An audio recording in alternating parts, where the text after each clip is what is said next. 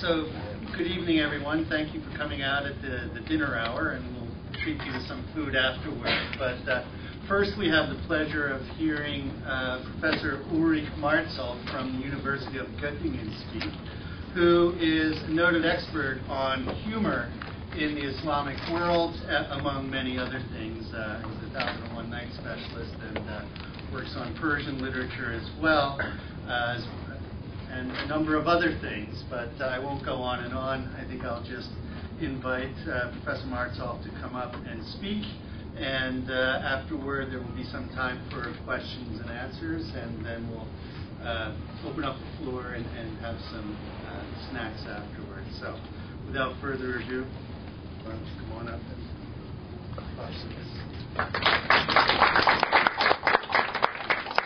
Okay, good evening, everybody.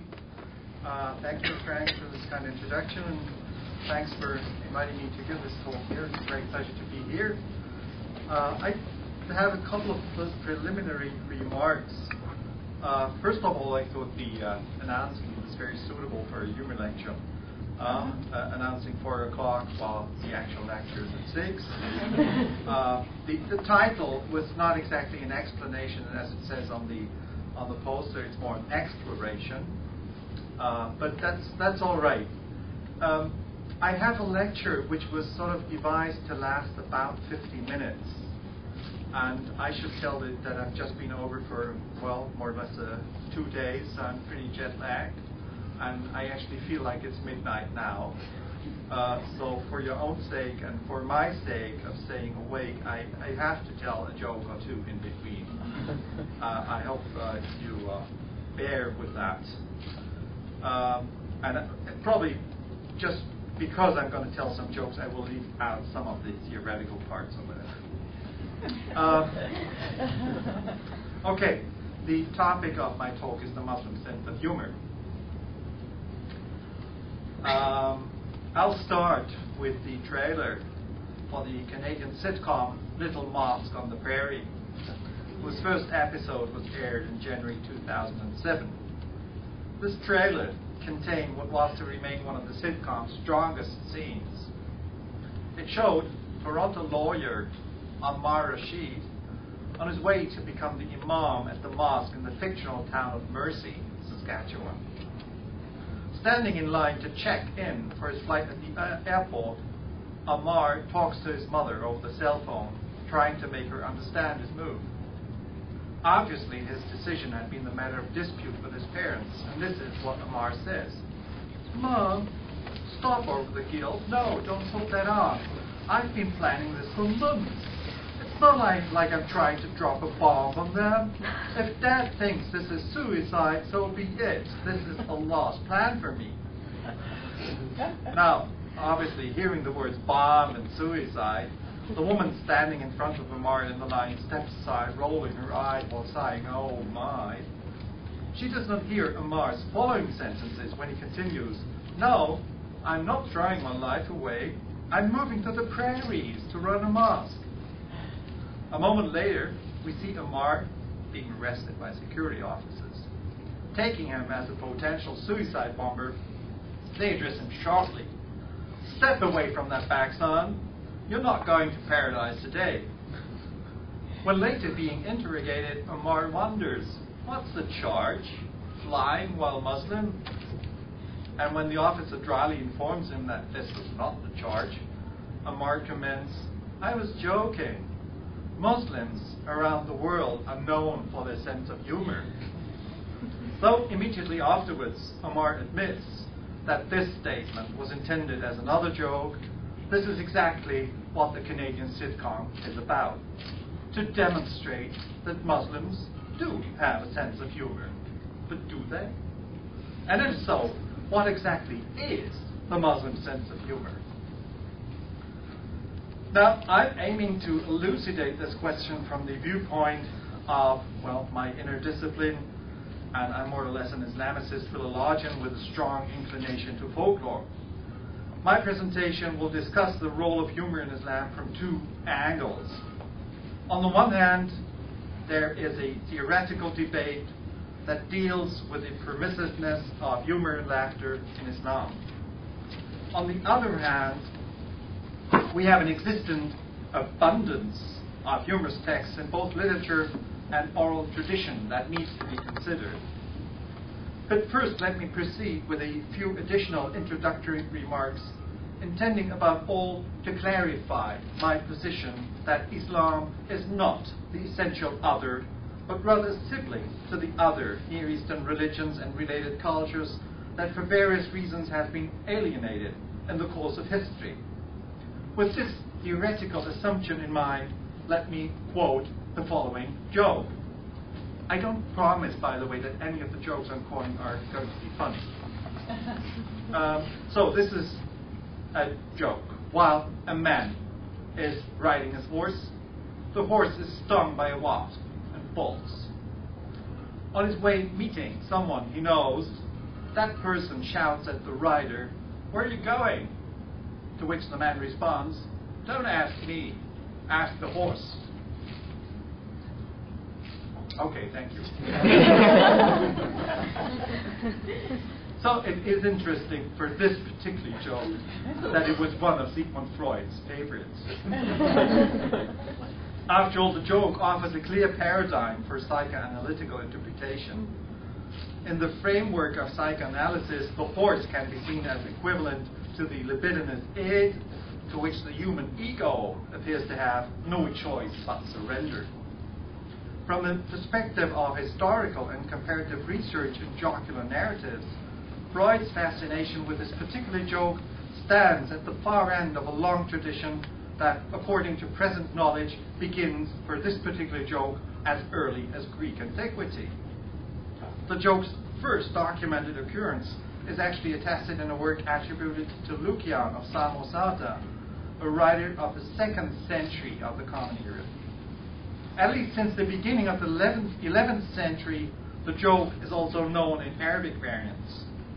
Since then, it became part of the repertoire of jocular narratives attached to the Arabic fool, joker, jester, and trickster Joha. North of the Mediterranean, the joke is attested in Italian Renaissance literature since the 14th century. And finally, the collections of sermons of the 16th and 17th centuries in the vernacular languages of Europe have eventually passed it on to German language oral tradition at the beginning of the 20th century. Considering this particular joke's history of diffusion, the Arabic and Muslim versions of jocular narratives attested in the European Christian cultures often emerge as the expression of a sibling culture. In consequence, wondering about the position of humor in the Muslim world appears to become somewhat irrelevant in face of a strong feeling of familiarity. On the other hand, popular opinion in the West strongly advocates the dominant perception that Muslim tradition in its perceived religious zeal does not allow for such a subtle and tolerant trait of character as humor is. In other words, that Muslims do not have a sense of humor. This apparent contradiction obviously needs to be harmonized. Now, I have a short chapter on Muslim responses to Western humor, but let me see which joke I'm going to tell to you just so as to lighten up the atmosphere. A very short one. I have picked a couple of jokes with decidedly Muslim topics. Right. A Bedouin is asked how Bedouins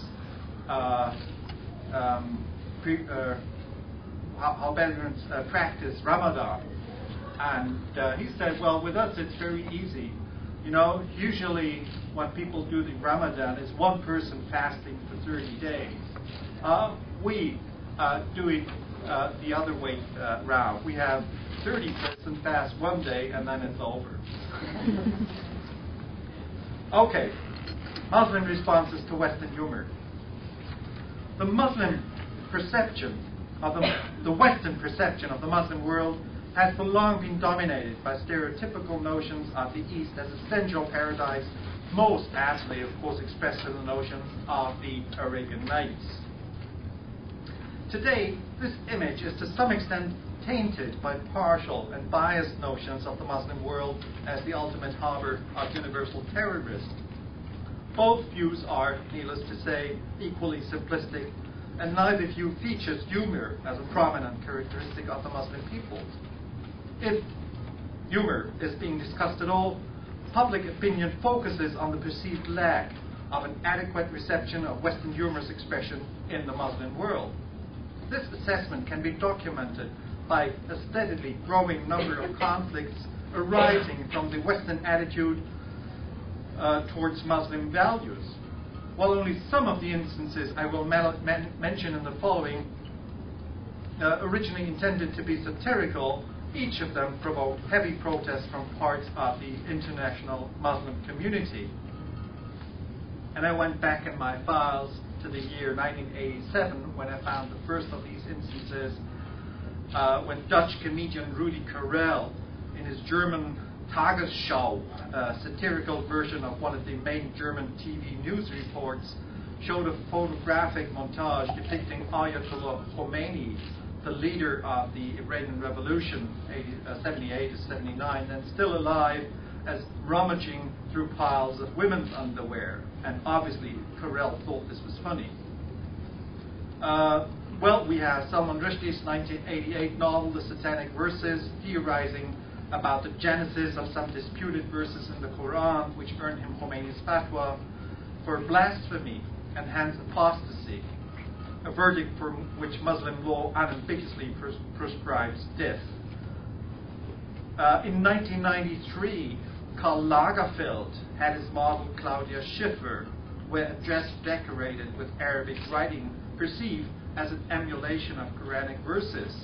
And when Lagerfeld was challenged with allegations of religious insensibility, he actually apologized and withdrew the presentation. In 2001, the leftist Berlin newspaper Taz provoked Muslim protest for quoting a rhyme from traditional German children's folklore in which Allah makes an appearance.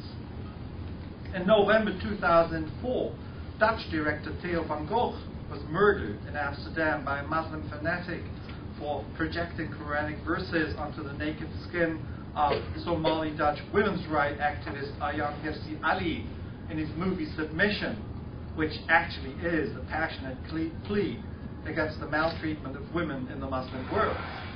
And recent incidents of this kind, well known, include the violent protest in various Muslim countries against the series of cartoons treating the image of the Prophet Muhammad, as published in the Danish newspaper Jyllandsposten in 2005.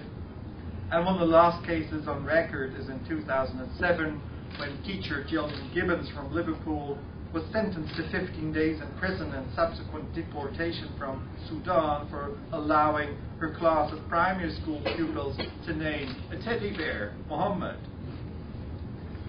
Now, considering the Muslim world's reaction to these incidents, the least one would have to admit is that if humor is a general human capacity, its practical consequences quite obviously differ widely. For the purpose of intercultural comparison, Franz Rosenthal's definition of humor in his still seminal study, Humor in His Early Islam, originally published in 1956, is particularly attractive because of its wide-ranging applicability. Rosenthal advocates a so-called relief theory of humor, and that humor is connected to the relief one feels when some of the numerous restrictions governing social life are temporarily lifted. If one accepts this basic definition, the answer to questions dealing with national, regional, or cultural specifics of humor become obvious. In terms of theory, the reasons why humans laugh are essentially the same. Yet the related social frameworks and restrictions vary in different times and regions. In other words, while the theoretical foundations of humor are a universal phenomenon, while the theoretical foundation of humor is a universal phenomenon, the practical result of humorous disposition is not. Moreover, humor, as much as any other human mode of expression, is subject to different fashions, And certain forms of humor can only be understood against the background of specific contexts and circumstances. The more these circumstances differ from those of the recipients, the more the latter will have to strive intellectually to comprehend a certain motion's humorous or jocular potential. And I need your attention for the following one. Imagine a learned gathering in traditional Islamic society. The joke actually is from a 10th century Arabic source. You have all these men sitting together discussing the utterances of the Prophet Muhammad and their value for their actual life. So one comes up saying that the Prophet Muhammad actually said, whosoever is not married is just about, in terms of value, just about as half a man. Not actually a full man, but only half a man. Another one comes up and says, well, the Prophet also said, whosoever has never learned to swim is only about half a man. And a third one adds to that the Prophet Muhammad also said, well, whoever is blind is not a full man, but only half a man. Now to the side of the learned congregation, there is a man who is blind, does not know how to swim, and is unmarried. So what did he say? He says, well, gentlemen, could anybody spare half a man so that I am at least reckoned as zero? Okay. Any study of the phenomenon of humor, much as each and every occupation with a particularly religious or cultural phenomenon in the Muslim world, has to take into consideration the two bodies of Arabic texts lying at the basis of the indigenous definition of Islam. The Quran, that Muslims perceive as the unchanged and unchangeable Word of God, and the Prophet Muhammad's normative action as expressed in the Sunnah, that is the totality of exemplary tradition, in particular the Hadiths, the corpus of the Prophet's normative utterances. In the following, I'm actually relying on a German book published in 1993, where the author has studied the rules applying to laughing and jesting in medieval Islam in great detail.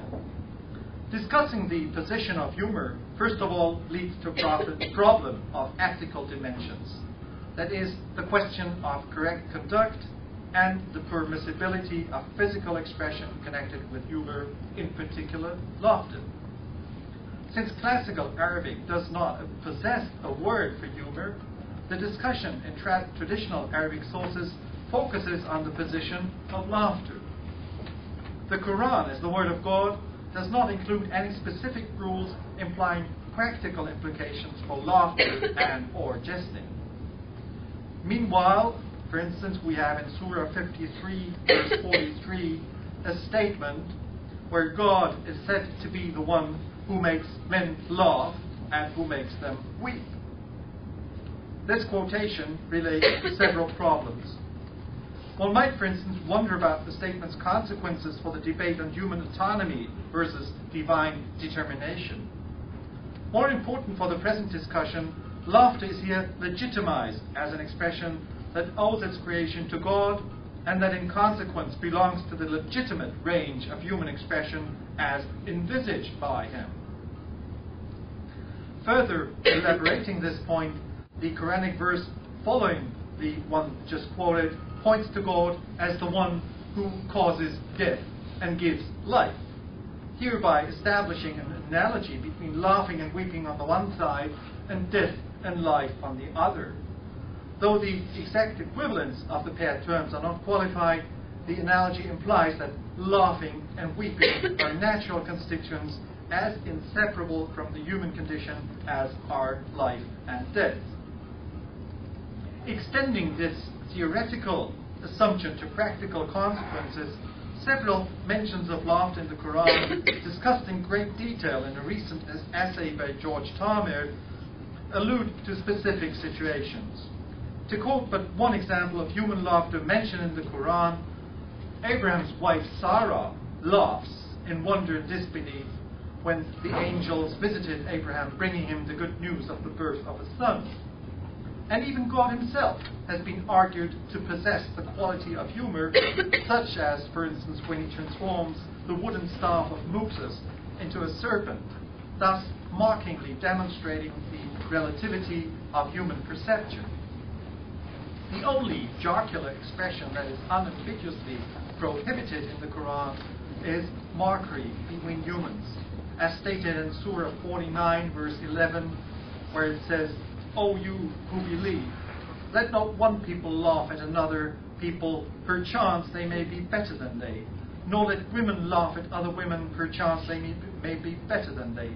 And do not find fault with your own people, nor call any other by nicknames. Mockery between humans produces dissent and discord, thus putting the unity between the believers at risk. Now you're going to wait for a while until the next joke. I need to finish this one chapter first. Second to the Quran, the Prophet Muhammad's normative action, the Sunnah, is the most important authority for Muslim law. Only very few of the roughly 50 statements in the Hadith that mention Muhammad as laughing quote him as ridiculing or making fun of someone else. The majority of cases rather mention a sympathetic or relieved laughter. Meanwhile, several of the anecdotes about the Prophet that are generally accepted by Muslim tradition quote his subtle humor. Incidentally, some of these anecdotes are also quoted by the explicitly traditionalist Muslim website IslamIsForYou.com that during the last presidential elections in the United States was relocated as IslamCan.com. In one of these anecdotes, Muhammad is asked by one of his followers to present him with a camel for riding. When the prophet promises to give him the child of a camel, the petitioner wonders how he's supposed to ride this child of a camel, presuming that the animal would not be fully grown. At this point, of course, the Prophet consoles him by clarifying that each and every camel is the child of its mother. In another anecdote, Muhammad, in response to an old woman's question, tells her that she will not enter paradise. When the woman is irritated about this apparent rebuttal, Muhammad, by referring to a Quranic passage, informs her that in paradise all women appear as young and attractive houris. Anecdotes such as these prove, if anything, that jocular expression is legitimized through the Prophet's normative action. Even more, Muslim tradition quotes the Prophet as laughing at times so intensely that his molatives were visible. So, a very broad smile of love. On the other hand, the Prophet is also quoted as condemning resounding laughter as the expression of people who shorten their prayer and eat all kinds of food. The laughter of the true believers, on the contrary, should rather be a smile. While laughter is thus permitted in principle, we here have a so-called rule of intensity that refers to a precept of moderation that has also been known to Arabic authors by way of the translation of the Aristotelian ethics. In theological discussions, this rule of intensity is often cited by an explicit warning according to which the Prophet is quoting as having said, quote, frequent or intense laughter kills the heart. Meanwhile, this additional rule of frequency obviously constitutes a later addition to the corpus of hadith, most likely deriving from an utterance that had originally been attributed to the Arabic ascetic Hassan al-Basri, who died at the beginning of the 8th century. Against the backdrop of the rules stated in the Quran and the Sunnah, early Islam has experienced a discussion, at times heavily biased, that in its main features is somewhat reminiscent of the situation as depicted in Umberto Eco's The Name of the Rose. Aesthetic opponents would regard laughter as the expression of a human being infatuated by vanity, wondering how people could dare to laugh in face of a deeply felt appreciation of Muhammad's teachings, as well as remembering the transitoriness of human existence and the menace of hellfire for the disbelievers. These aesthetics would regard laughter as permissible only when spontaneously expressing delight or wonder. At the same time, we also find pious authors rejecting a ban on laughter. For instance, the learned Muhammad ibn Sirin, who died in 728, used to laugh, as the sources say, until his eyes were filled with tears, or even until saliva would drop from his mouth. Once, when asked whether the Prophet's early companions, whose behavior also has a certain normative values, used to joke or jest, this Ibn Sirin is quoted as having responded, "They were human too." So, against the backdrop of the behavior accorded to Ibn Sirin in Arabic sources, this statement unambiguously classifies the notion of physical expression of humor as an essential quality of the human condition. Now, I've been thinking about this website, Islam Can, and they actually have a joke on there, which is not taken from classical Arabic literature, but which is a modern joke.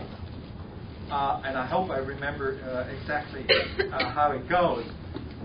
You have New York Central Park, and you have this guy strolling around the park when he suddenly notices that a woman is being attacked by a large dog. So he runs over and rescues the woman and chases the dog away. As it happened, a newspaper reporter is close by, okay?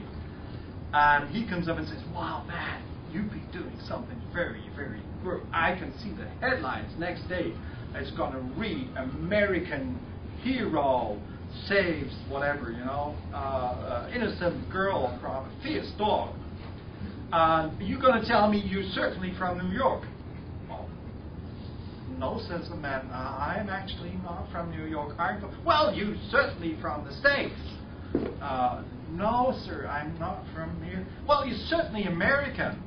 "No, sir, I'm actually an Arab." Oh, yes, well, and off goes the news reporter.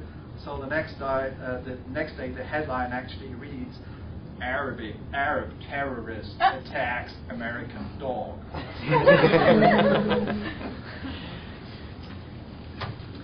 Okay, we go back to the device of seriousness and joking. Joking and jesting was by no means only a topic of learned discussions. In Arabic Arab literature, a genre intending to be both educative and entertaining, the discussion from the earliest times is framed by a dichotomy expressed by two terms, and these two terms are al-jid wal-hazl, seriousness and joking. Most likely it is not totally coincidental that these terms are similar to the Latin prod esse and delectare, as coined in the aftermath of Horace's dictum about the work of poets. And similar to the Latin dictum, the Arabic expression incorporates both a general rule as well as an often applied literary device. Al-Jahiz, an author who died in the 9th century, one of the most inspired authors of early Arabic literature, frequently refers to laughter and jesting in his writings. An exemplary quotation from one of his epistles contains the following passage, and this is a somewhat lengthy quotation. He says, "Some things might be mentioned in an earnest tone while intending to be funny. Others might be expressed in funny words while containing a serious meaning. Meanwhile, every item has its average, and every situation has its appropriate place. Laughter has its place as well as weeping. Smiling has its place as well as disapproval. The same goes for refusal and permission, punishment and pardon, and all other possible ways of directness and taciturnity." And in his book on stingy persons, Al-Jahiz downrightly advocates laughter as a permitted and essential component of the human condition by founding his argument on God's creative act and the exemplary behavior of both the prophet and the early companions. Against the backdrop of this position, the writings of Al-Jahiz, as well as numerous later works of Arabic literature, are deeply imbued with a congenial mixture of serious arguments and entertaining anecdotes. the device of Jest Books rules as a natural principle of composition, combining educative instruction with relaxing entertainment. An author may present serious and sophisticated topics until they threaten to tie the reader's attention. At this point, the author should introduce a certain amount of entertaining material in order to ease tension and entertain the reader. The resulting relaxation will enable the reader in the following to devote themselves again to the discussion of more serious topics with all the more concentration. It was only a question of time until this attitude would lead to the separation of entertaining material from serious discussion, leaving the active combination of the two areas to the recipients. Already since the 10th century, Arabic literature abounds in extensive compilations of anecdotal and hence to a large extent also jocular material. Of all authors, it was the Hanbalite, jurist, traditionist and preacher Ibn al-Jawzi, who died in 1201, who was known for his uncompromising interpretations of traditional Muslim rules and regulations, and who compiled a triad of books containing anecdotes about witty, perspicacious, and simple-minded people. In fact, true jest books, and the only true jest books of medieval Arabic literature, Al-Jahiz.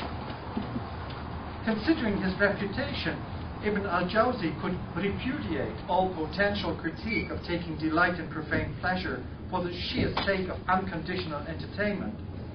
Even so, he justifies his jocular writings in lengthy introductions, claiming their usefulness for the purpose of pedagogical and religious exhortation.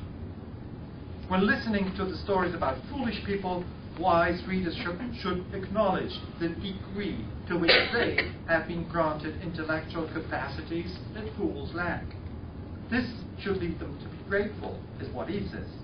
In addition, the mention of simple-minded people should admonish the thoughtful ones to beware of the causes of folly. And finally, reading the jokes, readers would be able to rejoice in recreation, since, as Ibn al-Jawzi verbatim says, the soul tires at times from continuous sobriety and longs for permitted pastimes.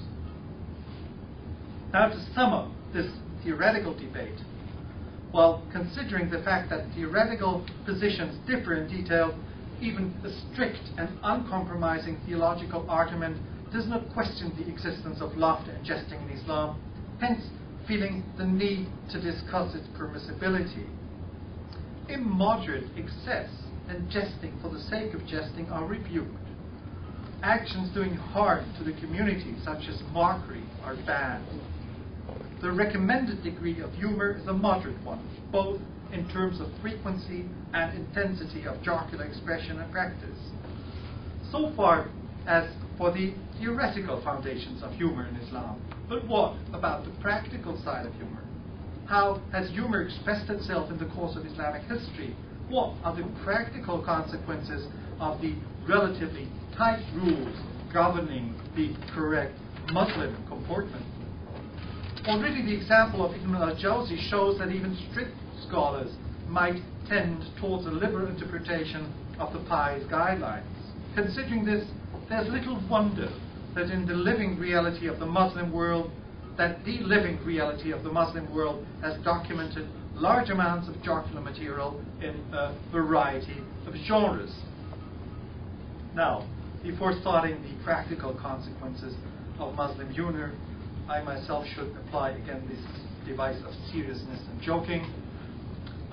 Since I mentioned Al-Jahiz, he has a very, very famous joke that actually today belongs to the standard repertoire of Nasruddin Hoxha anecdotes, which he quoted for the first time, 9th century, in a debate on the relativity of human perception. And when he was in this learned debate, that's actually part of his book on stingy people, there came up this one person who was sort of strengthening, underlining the argument with the following anecdote. Imagine a man who goes out to the market to buy meat for dinner. So he buys 2 kilos, 4 pounds of meat. and brings it back to his wife and says, wife, prepare the dinner. Wife prepares the dinner, of course, but then husband is out until late, doesn't come back, so she thinks, well, I might as well finish dinner with my next door neighbor. And they finish it all up. So when the husband returns very late at night, he says, wife, where's my dinner? And she says, well, the cat ate it. So the man goes there and he takes the cat and he weighs the cat. And the cat is exactly 2 kilos. So he says, well, if this is the cat, where's the meat? And if this is the meat, where's the cat?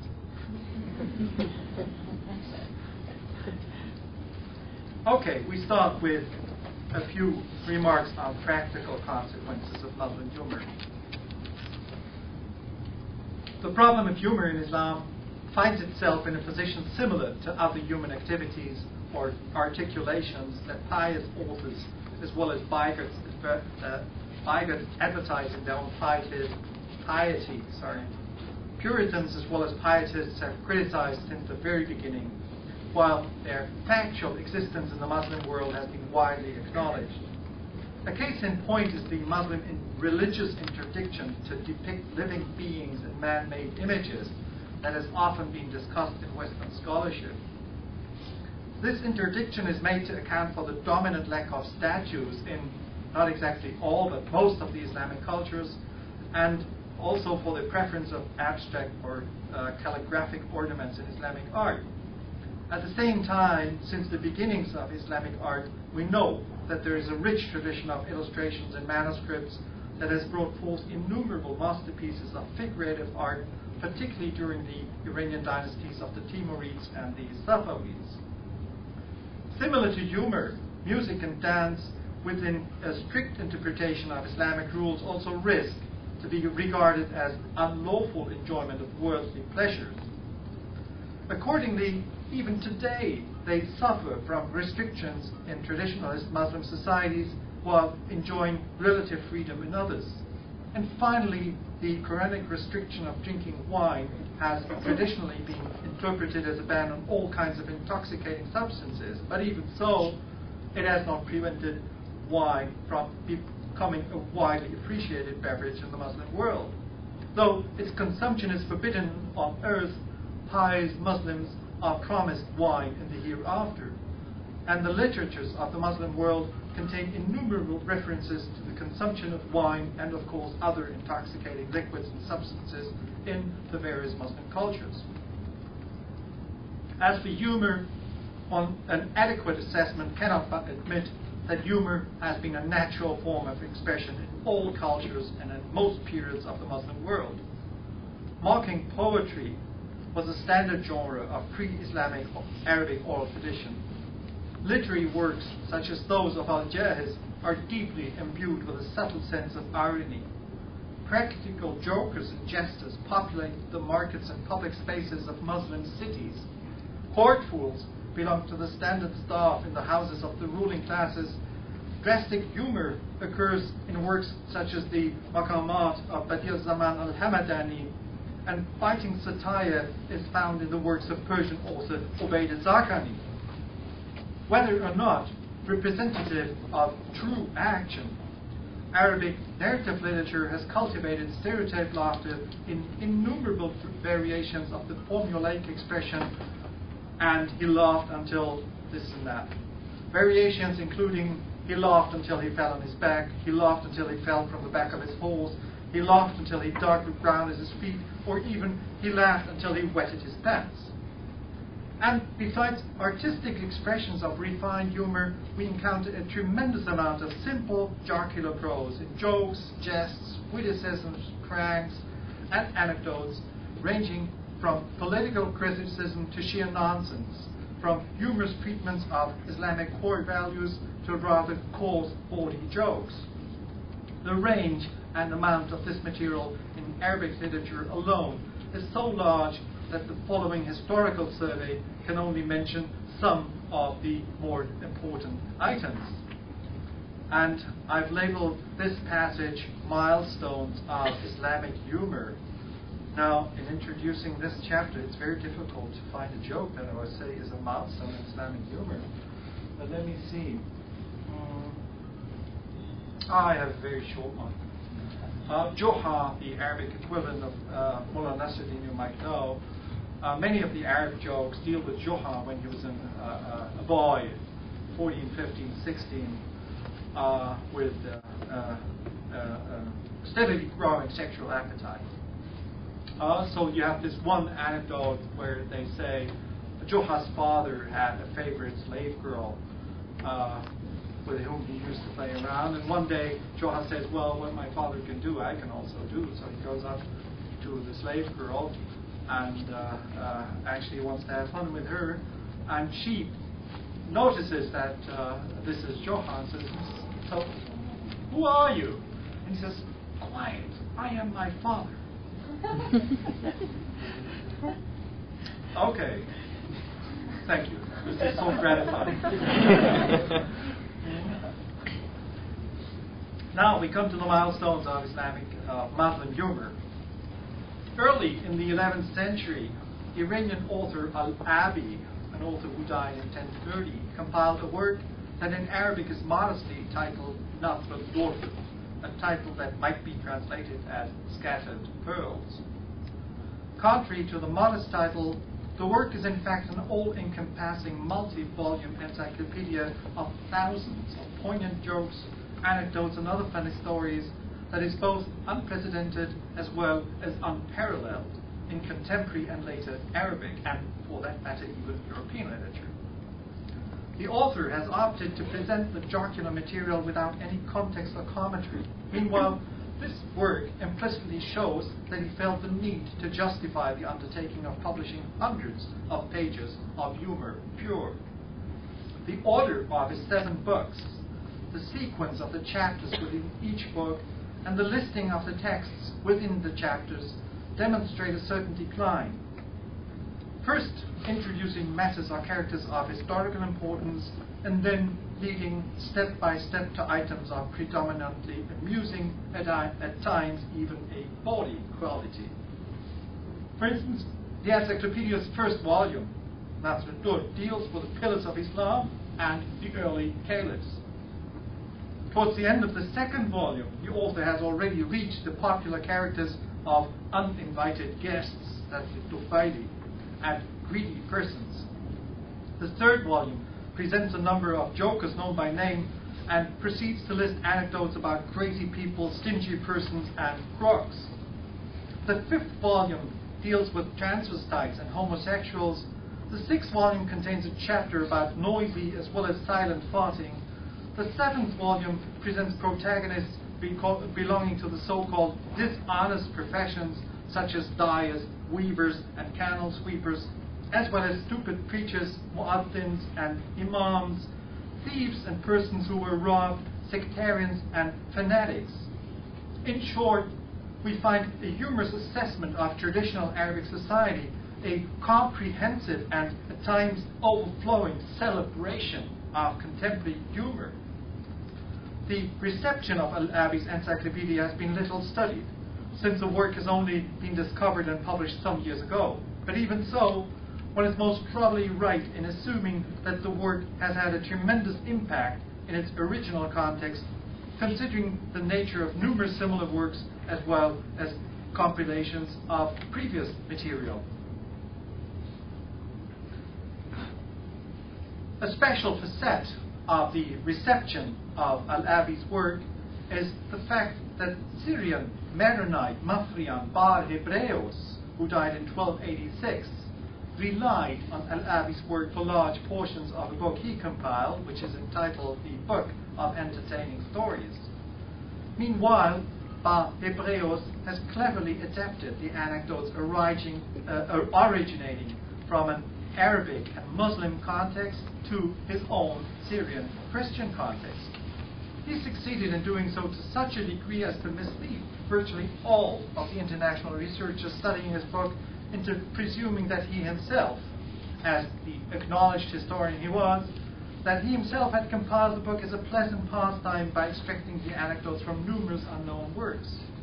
Considering the enthusiastic reception of Bar Hebraeus' rather small collection of jokes and anecdotes in Western scholarship, one feels inclined to wonder to which extent the praise and admiration he received were due to a biased conception, or more explicitly the fact that Bar Hebraeus was, after all, a Christian author. Probably a similar powerful document of humor written by an Arabic and Muslim author seemed beyond the imagination of Western theologians. Besides the few better-known compilations of pre-Mongol Arabic literature, numerous works of pre-modern Arabic, Persian, and Turkish literature share a similar jocular content. Moreover, many of them preserve older material, much of which would otherwise be lost today. By way of their reception, they thus revitalize jocular items in popular tradition.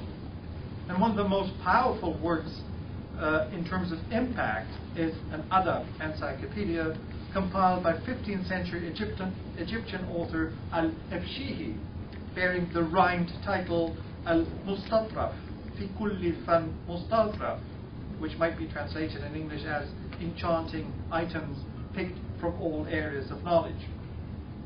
Efshihi's compilation is not, like Al-Abi's, restricted to jocular items. It is rather nourished by the author's intention to collect and present in a single volume the total amount of knowledge an educated man of his day, that is, an educated man of Mamluk Egypt, should be expected to command. In general, Efshihi follows the well-known practice of mixing serious passages and entertaining tales. The book begins with chapters on Islamic belief, the Quran, and general rules of wise conduct. It ends with chapters on prayer, fate, illness, death, pious trust, and the hereafter. Within this rather serious framework, however, the author has included numerous jokes and anecdotes as a perfectly natural part of the human condition. By doing so, he has succeeded in compiling a work that, on the one side, constitutes a highly successful one-volume vade-mecum, and that, on the other side, highlights the pivotal values of traditional Arabic Muslim society.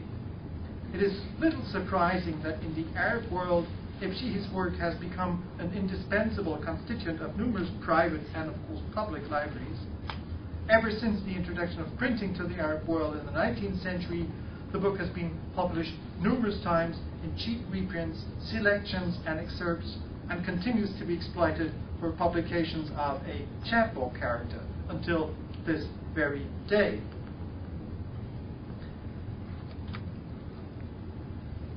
Now, let me see. Since I'm telling jokes, I'm going to cut out some parts of the presentation.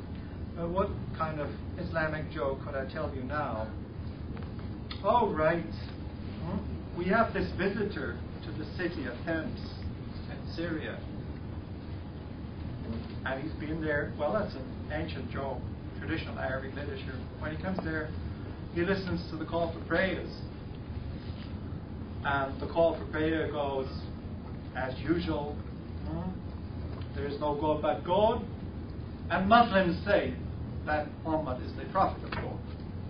So this person says, well, this is a strange call for prayer.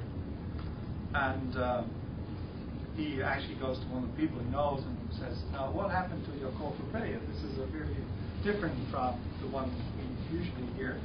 And the people in the city explain to him, yeah, we know what you mean. But see, we had a difficulty. Our muazzin was sick, so we had to hire a Jew to do the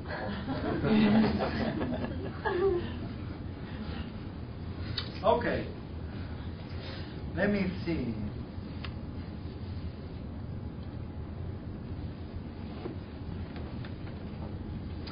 Okay, the beginning of printing in the Arabic world also opened up new ways for the publication and distribution of humorous material.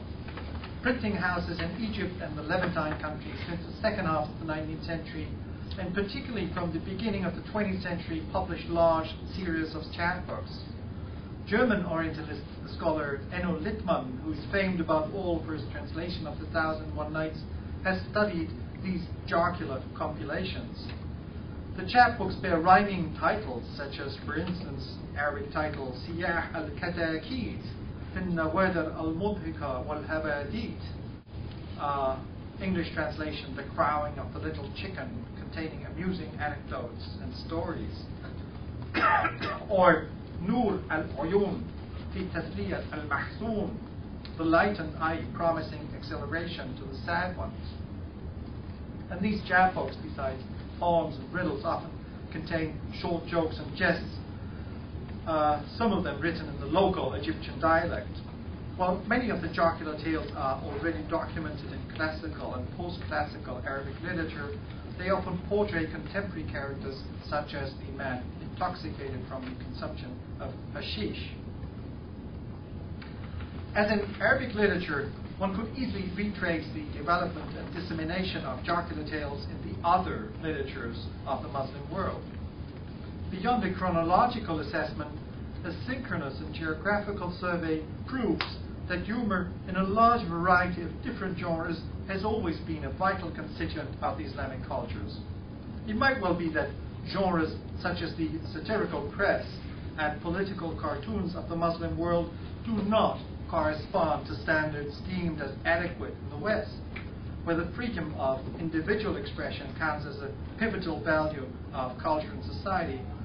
But even so, critical humor in the Muslim world has existed since long, and it continues to thrive even under sometimes unfavorable conditions. Moreover, jocular tales of whatever genre are so widespread that questioning the position of humor in the Muslim world appears rather absurd. Egyptians tell jokes about the traditional characters of, say, Ash'ab or Harakush, the modern ones about the Sa'idis, the alleged epitome of stupidity in Upper Egypt.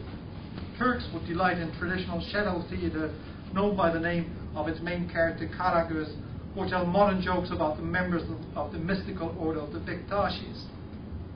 Iranians in the time of the Pahlavi regime delighted in joke books translated from Western, predominantly US-American sources, or would read satirical magazines today published in the Islamic Republic that employ rather veiled forms of criticism. And as if to silence once and for all anybody questioning the fact that humor is a perfectly normal constituent of living reality all over the Muslim world, Algerian French journalist Mohamed Sefawi, who was born in 1967, has recently satirized the epitome of Islamic terrorism in his book, in his cartoon called Bin Laden Unveiled, perceived as a humorous attack on Al-Qaeda, or I should rather say on Al-Qaeda. Some of the most wide-reaching examples of the impact of traditional jocular tales in the Muslim world are the jokes and anecdotes attached to the character of Nasruddin. Whether or not a person by this name, obviously a minor cleric, ever lived in Anatolia in the 13th or 14th century is not important. Today, we witness an all-encompassing reception of the Nasruddin tales literally in the footsteps of the Prophet Muhammad, that is, in every language and culture that was or still is influenced by Islam, from Sephardic Spain to Uyghur culture in communist China. Considering the syncretistic nature of popular tradition, Nasruddin over the centuries has incorporated the narrative repertoire of numerous other jocular characters, some of them known by name and others remaining anonymous. In this manner, the tales of the Arabic Joha, the Sicilian Jufa, the Sephardic Joha, the Turkish Nasruddin Hoxha, the Greek Nasruddin, the Iranian Mullah Nasruddin, the Uzbek Efendi or Afandi, or even the Chinese Afanti, derive from a common source. Besides being published in numerous jest books and cartoons, the tales attached to this character are alive in oral tradition and in a truly transnational manner are potentially accessible to virtually each and every inhabitant of the Muslim world. Now, before I come to my concluding passage, where I still have to have some 5 minutes patience from you, I should probably tell a joke of Nasruddin again. There's this story where Nasruddin is pondering about God's justice, and he actually is lying in the shade of a large walnut tree. He looks up and he sees this is a very big and old tree. but the fruits of this tree are so small, tiny little walnuts. And then he looks out into the scenery, and there's a field of melons, and he sees the actual plant. The green stuff of the melon is nothing. It's thin and feeble, but the fruit is large, enormous. So he thinks, oh God, I mean, how could this be? You know, this large tree and such small fruits, and the melon just to the opposite. And this very moment, walnut falls down and hits his head, and immediately jumps up and praises God's wisdom. Of course, had it been a melon that had fallen down, it would have crushed his head. Now, I'm taking a bit long, I'm sorry, but I really need this. The final passage is on why study Muslim humor. Now, we have a general assessment, and besides this general assessment is revealing to question the current interest and problems of humor, in particular humor as related to different religious backgrounds. The recent interest, and it is a fairly recent phenomenon, of a larger Western public to understand the phenomenon of humor in Islam appears to be fueled less by a sincere and unconditional intellectual longing to understand the complexity of a lesser-known phenomenon. I would rather argue that it originates from the interest to solve a contradiction that in the West is largely perceived as indissoluble. On the one hand, we find the Western advocacy of the freedom of speech.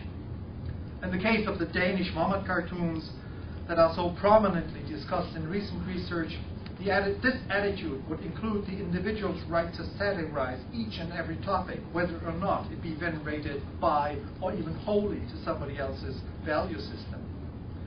On the other hand, public opinion in the West is confronted with the contemporary Islamistic stance that bases the notions of adequacy and permissibility on a traditionalist interpretation of Islamic core values. From a researcher's point of view, it is most unfortunate that this Islamistic notion is often regarded as representative of a general Muslim attitude, which it is certainly not. Western specialists of the Muslim world would often convey the pessimistic view that Islam in general unconditionally clings to norms and values as codified in early Islamic history. In doing so, the complexity, the inconsistency, the dynamics, and of course the cultural multitude of the Muslim world are disregarded in favor of awarding a dominant position to the monopolistic conduct of Islamistic Puritans. Moreover, the debate about which norms and values are truly Islamic ones reveals a deeply felt insecurity and probably even helplessness on the part of the West. Even in today's modern world, the West appears to cultivate the image of the alien other so as to delineate and define the self. Still, today, the West largely disregards the common cultural foundations it shares with the Muslim world. And even more, the West appears to be willing to discuss the values of the other only insofar as the results are applicable to corroborate and further its own preconceived system of norms and values. Now, this is my final paragraph now. Summing up, as for the problem of humor in the Muslim world, we may or may not indulge in intellectual exercises, such as the present one, studying the related theoretical implications or practical consequences. Considering this point of criticism, it appears necessary to link my study with two important reservations. On the one hand, humor, as much as any other cultural expression, is not static. As a case in point, jocular texts dating from the classical period of Arabic Islamic culture today are published in numerous reprints. These publications are, however, often selected in reproducing the least offensive examples, so as not to jeopardize current traditionalist interpretations of the Muslim past by contrasting them with a potentially conflicting depiction of historical realities. On the other hand, we witness a certain prevalence of publications that, in contrast to merely humorous ones, aim to present entertaining material with an educative purpose. affected by a conscious process, classical Arabic joke law gradually fades from memory, while other ingredients of the classical heritage are revived in an attempt to link contemporary cultural memory to the model character of morally unquestionable events and individuals. As a result, any study of the position of humor in today's Muslim world risks confining the debate to the relatively small area of problems we dare to discuss. In order to overcome this restriction, we constantly need to remind ourselves that the Muslim world is not a solid, homogeneous entity. Moreover, many of the contemporary problems of the Muslim world are not at all humorous ones, such as, to mention just the situation in the autonomous regions of Palestine, in Sudanese refugee camps or in political systems that pay little respect to individual freedom, be it in terms of social, political, cultural, or religious expression. Beyond the potentially utilitarian curiosity to explore the other, it might well be more deserving to consider the causal relation of social and societal phenomena on an international scale, while preserving a general open-mindedness to witness the other within ourselves, as well as self within the other. Expressed in terms of my present subject, one feels inclined to advise those who diagnose a lack of humor in the Muslim world to consider seriously whether or not, and if so, to which extent, they themselves might have contributed to such an attitude. And I thank you for your attention. I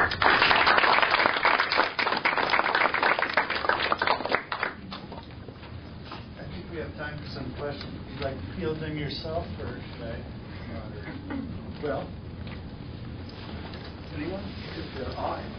I'd like to ask about the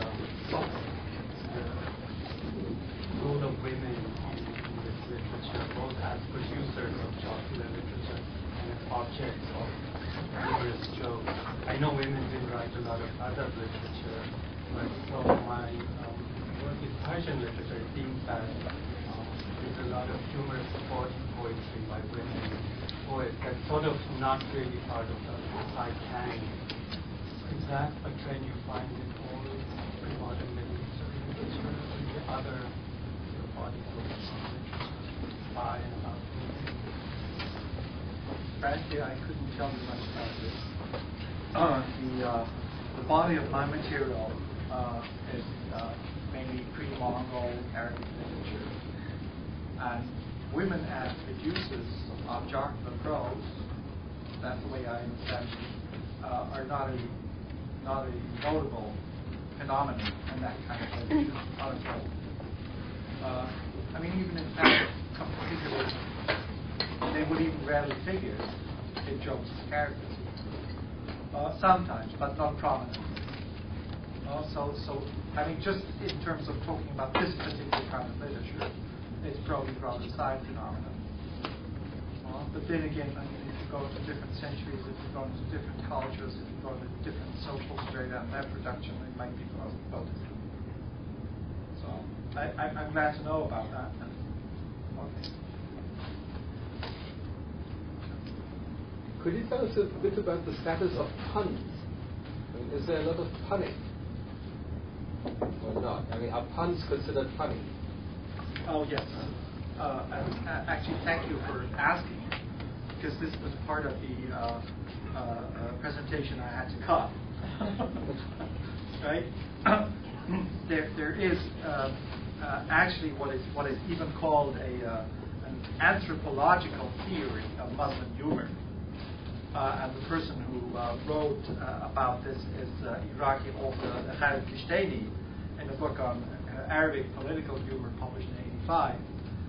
And he said essentially, Arabs have always been criticized for not having produced, say, large physical objects of culture, such as statues or great pieces of art, physical things, because Arab culture essentially was Bedouin culture. So these people traveled And instead of developing large physical objects, he says, well, they developed the verbal art as an art form. And of course, in verbal art, the pun is the essential thing. If you look at, pre-modern Arabic literature, you have tons of material, which is not really funny, but for the only point that there is a certain pun in the anecdote. And the example I had chosen for this part of my presentation is, for instance, let me see, ruler Al-Hajjaj, that's 7th, 8th century, was known to be tyrannical, very, very strict and severe. So once he went out on a hunting expedition and got separated from his crowd, so he was alone, and he met this one Bedouin. And so he said, okay, this Bedouin doesn't know me, I'll ask him his opinion about Al-Hajjaj. So he went up and said, okay, you know Al-Hajjaj? Yeah, I know Al-Hajjaj. So what's he like? And this Bedouin started reviling Al-Hajjaj very severely, without, of course, knowing that this was the person. So when they were sort of riding back, still communicating, they suddenly reached the troops and the entourage. And so this Bedouin started realizing, oh, well, this is actually Hajjaj I've been talking about all the time. So he says, well, you know, all the things I said won't remain strictly between us. You know? So, it's not really a funny anecdote, not even a joke, but it's sort of oriented towards what I would call the final bug. German classes of Arabic literature would usually start in classical Arabic reading the Christomassy of Bruno Fischer. And one of the first anecdotes in there is of a Tufaili, one of these professional spongers, or whatever you call it in English, who is watching a group of people who are being led somewhere. You know the Tufaili. Tufaili is a person who usually acts as an uninvited guest, always looking for food. So he intrudes upon parties, he participates in the food. Sometimes they would sort of recite poetry or do whatever, but usually they're just, taking whatever they can. So he sees these 10, 12 people being led somewhere, and he says, okay, they are most probably going to an invitation. It's going to be good food. And he's very surprised when he notices that these are actually heretics being led to the execution. Right? So one of the other is executed, and when it's his turn, he says, don't cut my head, cut my tummy, because this is the one who got me in trouble.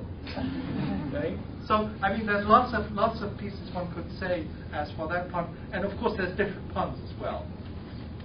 Verbal puns and linguistic puns and all that kind of. I think this is really one of the very, very important criteria, particularly of pre-modern Muslim humor.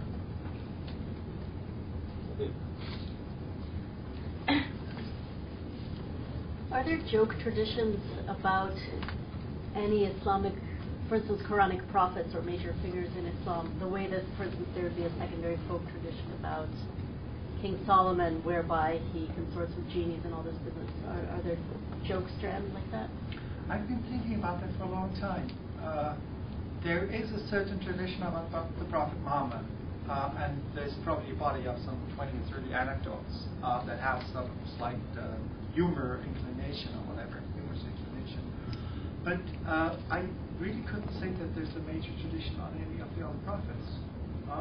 Maybe I'm missing one or two pieces as exceptions, but certainly there's nothing major. Which in some ways might be astonishing, but it's just simply not a topic. Come to think of that, I recently remembered one joke which, let me see, is 16th century Persian literature, and it's actually a Shiite joke about the Prophet Muhammad and Ali. where the two of them are sitting together, talking to each other, drinking tea, eating dates. And at one point, Muhammad wants to make fun of Ali.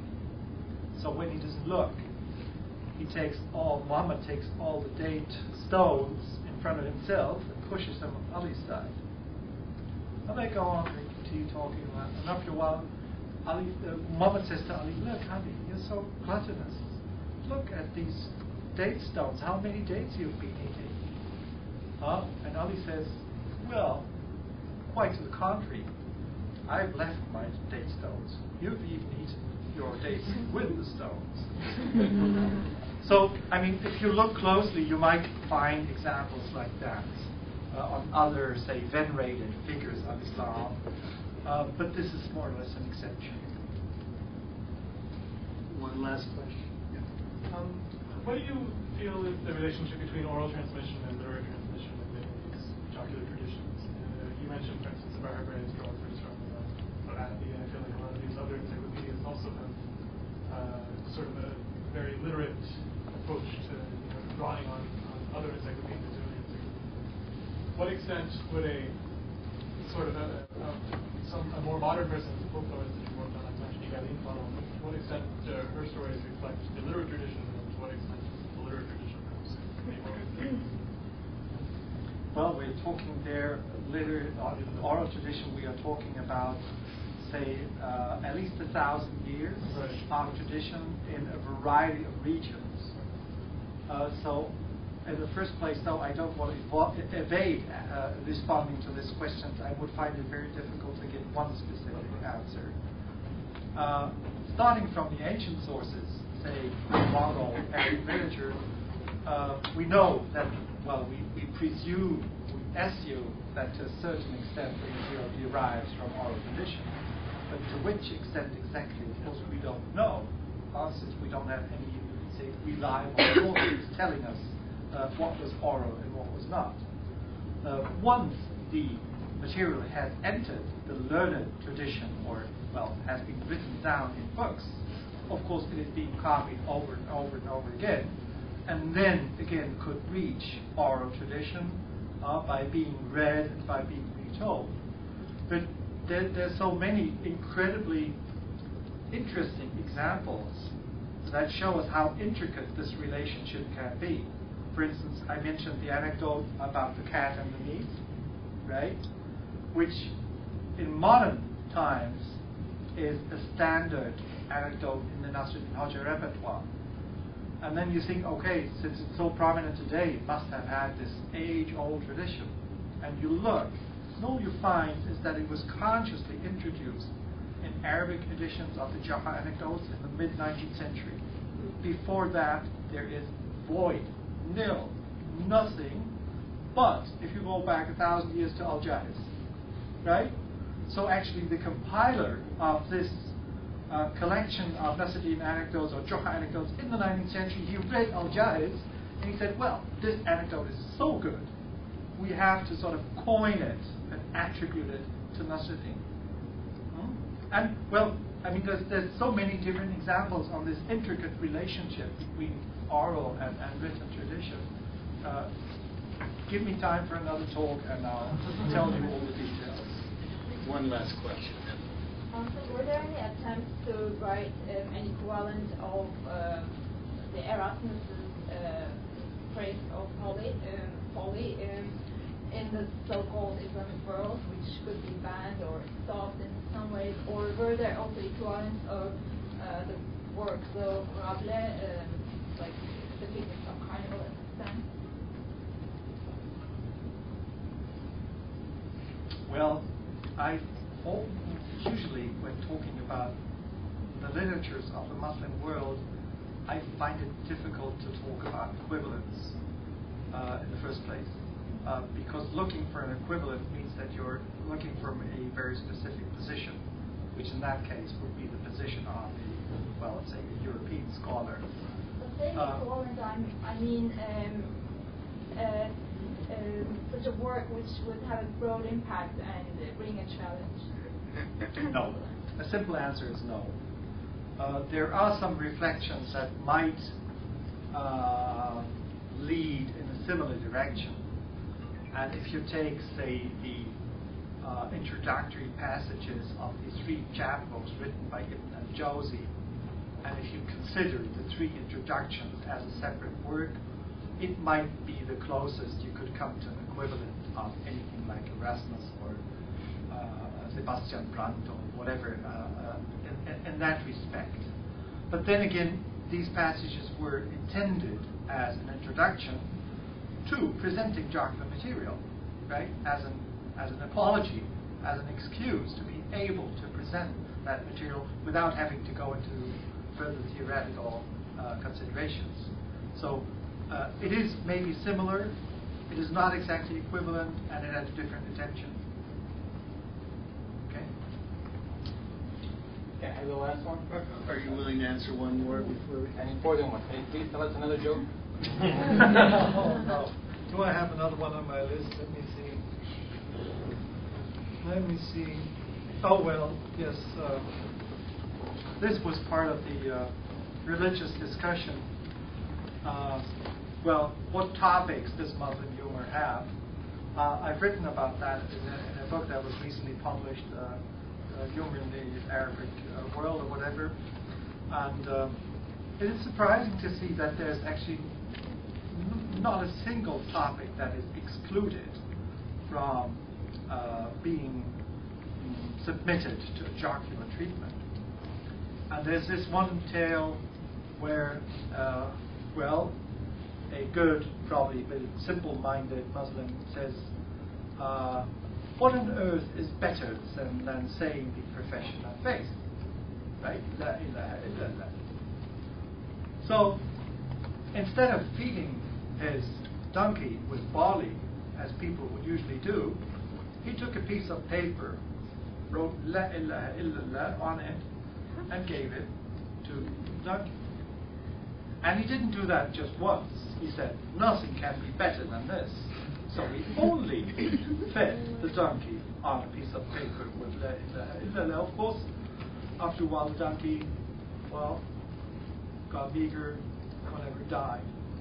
So when he saw that the donkey died, he said, well, I did not know that La ilaha illallah kills donkeys. If it kills donkeys, it's sure going to be even more lethal for humans. I'm never going to say it again. Well, as I said, jokes are not always funny. On that note, let's once again thank our speaker, Ulrich Marzolph.